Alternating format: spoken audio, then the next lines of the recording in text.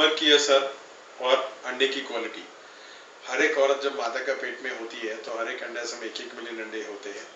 जब उसको मुहर्री चालू होती है तब तक वो अंडे और सुप्त अवस्था में रहते हैं, उसको प्राइमरी फॉलिकल्स होता है। जब मुहर्री उसको चालू हो जाती है तो हर एक स्त्री भी छूटा पड़ता है, उसके साथ 500 अंडे सूख जाते हैं, जो इसको एट्रेसिया बोलते हैं। तो जैसे जैसे औरत की उम्र बढ़ती है, जैसे जैसे उसके अंडे की प्रमाण उसमें कम हो जाती है, और जब औरत की उम्र 35 साल से ज्यादा होती है तो उसकी फर्टिलिटी रेट 50% हो जाते हैं। मीन्स अंडे की प्रमाण 50% उसके हो जाते हैं। जब वो फॉलिकल्स है वो अंडाशय में होते हैं, अंडे अंडाशय में होते हैं। फॉलिकल्स में से स्त्री बीज का विकास होता है, जो आप सोनोग्राफी में देख नहीं सकते हैं। जो स्त्री बीज है उसकी साइज 100 माइक्रोन के आसपास होती है, जो पेन के टपके की टिप जैसी होती है।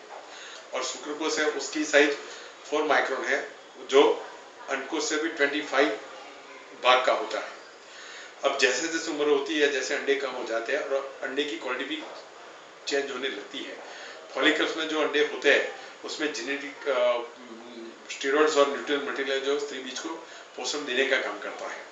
और जो स्त्री बीज है जिसको ओवा बोलते हैं, वो जेनेटिक मटेरियल मदर का ट्रांसफर करते हैं, शुक्रकोश पुरुष का जेनेटिक मटेरियल ट्रांसफर करता है।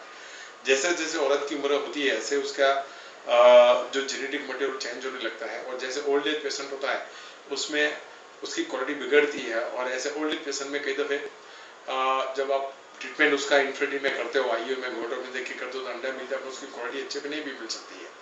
और वेरी ओल्ड एज पेशेंट में जेनेटिक एनोमली वाले बच्चे होने की संभावना ज्यादा रहती है। जैसे मोंगोलियड बालक है जिसमें दबा हुआ नाक होता है, आंखें पॉली होती है, तो दैट इज मोंगोलियड। तो जैसे जैसे उम्र होती है ऐसे जो बच्चा उसमें ऑप्शन में फिटल एनोमली का चांसेस ज्यादा रहता है। तो उम्र की असर औरत में होता है, पुरुष में नहीं होता है। पुरुष में वो कभी भी बाप बन सकता है। इसलिए औरत को जब उसकी उम्र 33 साल के आसपास हो जाए तो उसको इनफर्टिलिटी ट्रीटमेंट एक्टिव से चालू करनी चाहिए। ओके।